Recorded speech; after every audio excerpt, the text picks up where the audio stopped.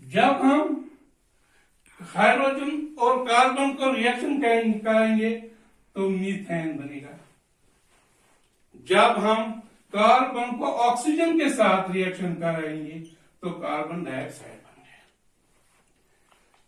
और जब हाइड्रोजन को ऑक्सीजन के साथ कराएंगे तो वाटर बन गया H2O। देखो बेटा, लॉ क्या कह रहा है? लॉ कह रहा है कि जो हाइड्रोजन की रिएक्शन कार्बन के साथ कराई, ऑक्सीजन की रिएक्शन कार्बन के साथ कराई, दोनों एटम हाइड्रोजन और ऑक्सीजन दोनों की रिएक्शन कार्बन के साथ।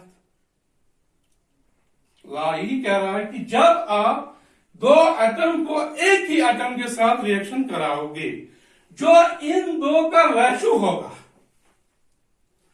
वो या तो इस रेशो के बराबर होगा, वाटर के रेशो के बराबर होगा, या तो सिंपल होल नंबर रेशो होना चाहिए, दोनों का। एग्जाम्पल लेंगे, अगर हम मीथेन लेंगे, देखो कार्बन का एटॉमिक मास क्या है बेटा? शाबाश, 12। हाइड्रोजन का है 1, ऑक्सीजन का क्या है 16। ये पहले आपको पता होना चाहिए, ये आपको पता होना चाहिए किसका क्या मास नंबर है, ठीक है। तो जब हम मीथेन पे चलेंगे, 4 कार्बन है, 4 सॉरी हाइड्रोजन है, कार्बन कितने हैं? 1 और 4/12। इसके बाद अगर हम चलेंगे कार्बन डाइऑक्साइड पर, कार्बन डाइऑक्साइड 16 हो गया 32 डिवाइडेड बाय कार्बन का 12। तो जब इन दो का रेशो, क्योंकि एक ही के साथ दोनों है, दोनों का कार्बन के साथ रिएक्शन है, बेटा ध्यान रखना, कार्बन के साथ दोनों की रिएक्शन है, इस चीज का ध्यान रखना। ये कह रहा है, लॉ कह रहा है, जब इन दो को आप इनका रेशो निकालेंगे, फिर जो वाटर के साथ आप इसकी रेशो निकालोगे, या तो वो इसके बराबर आना चाहिए या सिंपल होल नंबर के बराबर आना चाहिए, ठीक है।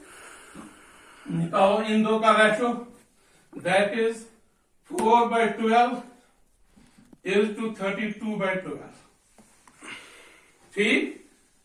12 कैंसल, 4 8, that is 1:8, ठीक है बेटा। इसके बाद वाटर का चले, दो वाटर, दो हाइड्रोजन डिवाइडेड बाय, शाबाश, 2:16, 2 1s are 2 8, that is 1:8। देखो बेटा, लॉ भी यही कह रहा था हमको, लॉ कह रहा था कि ये जो दो जिनको एक ही एलिमेंट के साथ रिएक्शन कराई हमने, उसका रेशो तीसरे जो हमने तीसरा वाटर मॉलिक्यूल निकला, इसके रेशो के बराबर निकलना चाहिए। अगर बराबर ना निकला होता तो यहां पर हमको 1/2 मिलता, तो दूसरे में हमें 2/3 मिलता, तब भी ये लॉ ठीक था। गोया कि दोनों में या तो बराबर होना चाहिए, अगर बराबर नहीं तो फिर भी इसका रेशो क्या होना चाहिए था? एक सिंपल होल नंबर रेशो के बराबर होना चाहिए। ये हमारा 4th लॉ था। अब हमारा 5th लॉ,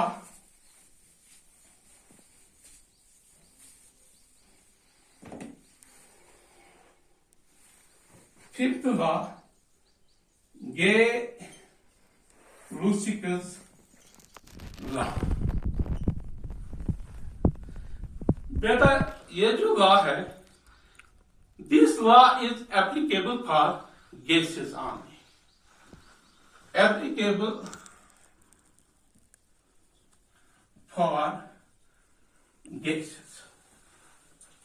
देखो क्या कह रहा था ये law, the ratio in which two elements combine।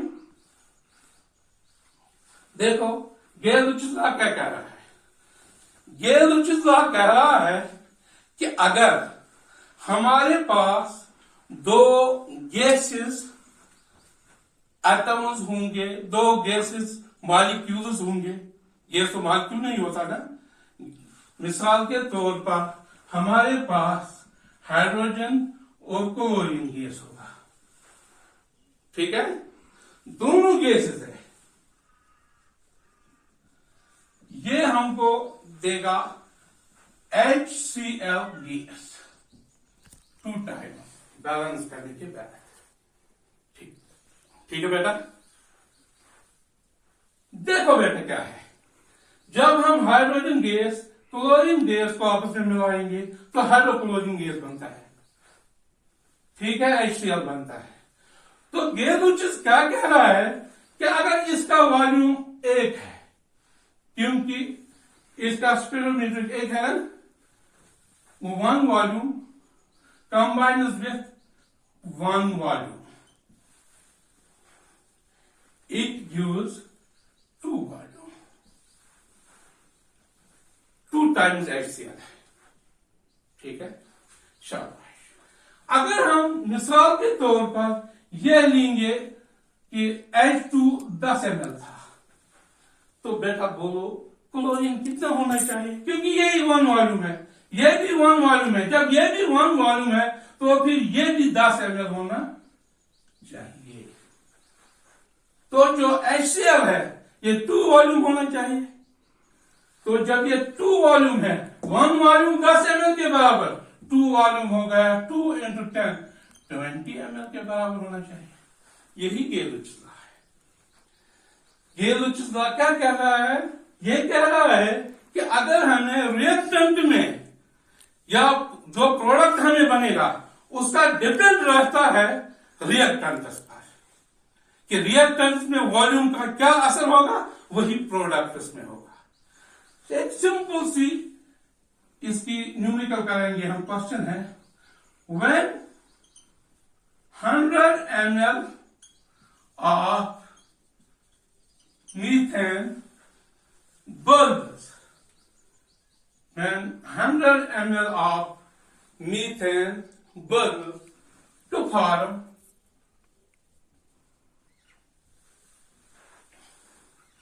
carbon dioxide and water, जब हम 100 ml मीथेन को जलाएंगे तो हमें मिलता है कार्बन डाइऑक्साइड और water. Then how much oxygen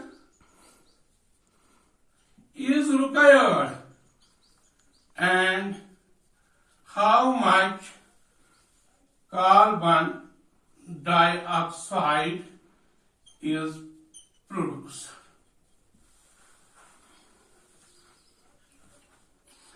अगर केमिकल कम्बिनेशन में क्वेश्चन पूछा जाए तो गेलुचिस लॉ से ही पूछा जाएगा, क्योंकि ये जो लॉ है इसका कनेक्शन लिमिटिंग रीजन से है, कि लिमिटिंग रीजन इंशाल्लाह वो भी कभी एक उसके लिए एक लेक्चर लेना पड़ेगा, उसमें न्यूमेरिकल जो है बहुत सारे आते हैं, और जब पूछा जाएगा तो जो भी प्रॉब्लम न्यूमेरिकल होगा तकरीबन उसी से लिया जाएगा, गेलुचिस लॉ से, क्योंकि इसमें टच जो हो रहा है वह है लिमिटिंग रीजन।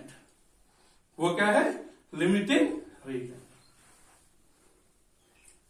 देखो बेटा, जब हम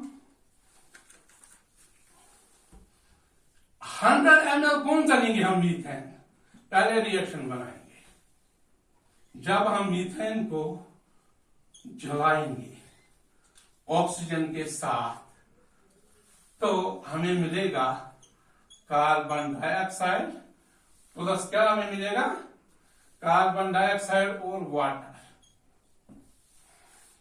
बैलेंस करो, बैलेंस करने के लिए भी मैंने आपको वैसे बैलेंस तो, लेकिन वो तो 12th में आज उनको पढ़ाया है मैंने, बैलेंस का भी हम इंशाल्लाह क्लास देंगे।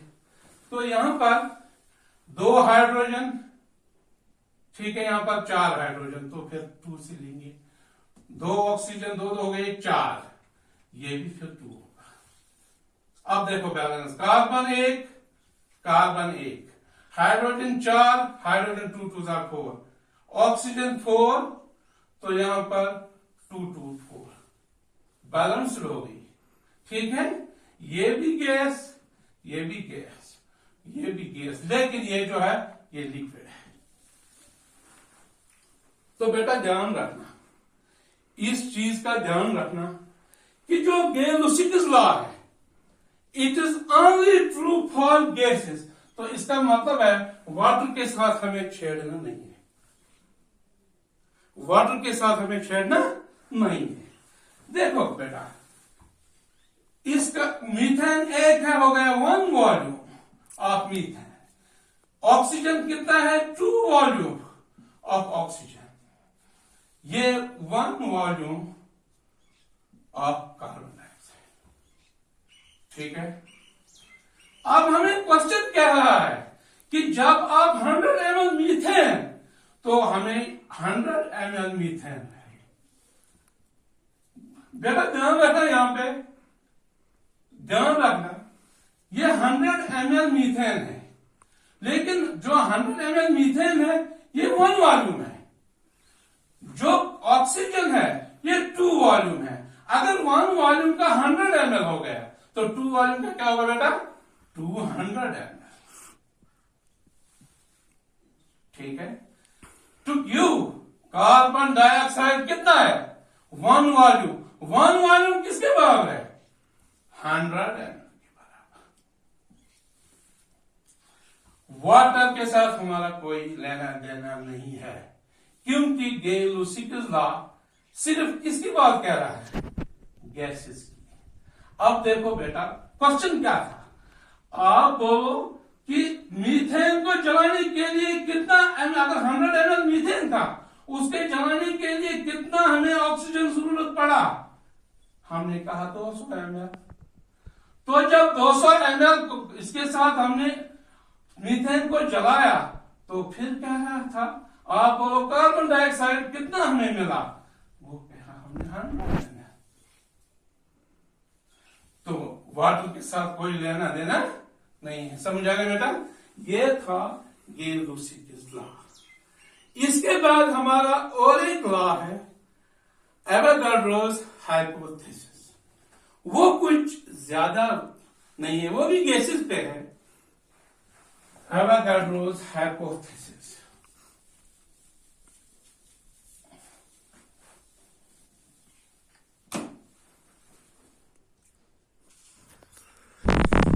Avogadro's hypothesis. देखो बेटा, एवोगाड्रोस हाइपोथेसिस क्या है? एवोगाड्रोस हाइपोथेसिस हमें कह रहा है, हमें पता है जो गैस का वॉल्यूम है वो वॉल्यूम ऑफ द कंटेनर के बराबर होना चाहिए, है कि नहीं? हम अगर बड़ी 5 लीटर वाले गैस की एक कंटेनर में हम 1 लीटर गैस देंगे, लेकिन उसका वॉल्यूम तो 5 लीटर ही हम कहेंगे ना, क्योंकि जो कंटेनर है हमारे पास वो 5 लीटर का है। इसका कहने का मतलब है, एवोगाड्रोस हाइपोथेसिस कह रहा है कि अगर हमने एक गैस कंटेनर लिया, इसमें हमने 100 ml का गैस लिया, तो हमें कह रहा है कि अगर इसके मॉलिक्यूल्स जो है, इसमें जो मॉलिक्यूल्स है एक्स मॉलिक्यूल्स होंगे। इसमें कितने मॉलिक्यूल्स होंगे? X molecule. अगर ये जो गैस है, अगर हमने ये गैस हाइड्रोजन गैस लिया, दूसरे कंटेनर में इतना ही कंटेनर लेंगे हम, उसमें हम लेंगे ऑक्सीजन गैस 100, तो कह रहा है उसमें कितने मॉलिक्यूल्स होंगे गैस के? तो जरूरी बात है वो भी एक्स मॉलिक्यूल्स के बराबर होना चाहिए। यही है एवोगाड्रोस हाइपोथेसिस। बेटा आज आपको पता है कोविड-19 की वजह से इतना सब कुछ ऑनलाइन वगैरह ये सब कुछ ही है। घर में रहे, सेफ रहे, आराम से रहे, इधर उधर मत जाने की कोशिश करें, सिर्फ घर में रहे, अपनी किताबों में रहे, थोड़ा माँ बाप का हेल्प भी करें, इस चीज का ध्यान रखें, सोशल डिस्टेंसिंग का। आप पढ़े लिखे हो, घर में अगर कोई पढ़ा लिखा नहीं, उसको समझाइए कि ये कौन सी बीमारी है, इसका क्या वजह है कि बाहर नहीं निकलना। हमारे आधे यही सोच रहे हैं कि हमको अंदर रखा है मोदी जी ने, लेकिन ऐसी कोई बात नहीं है। ये जो कुछ हम कर रहे हैं अपने लिए कर रहे हैं, बाकी खुदा हाफिज।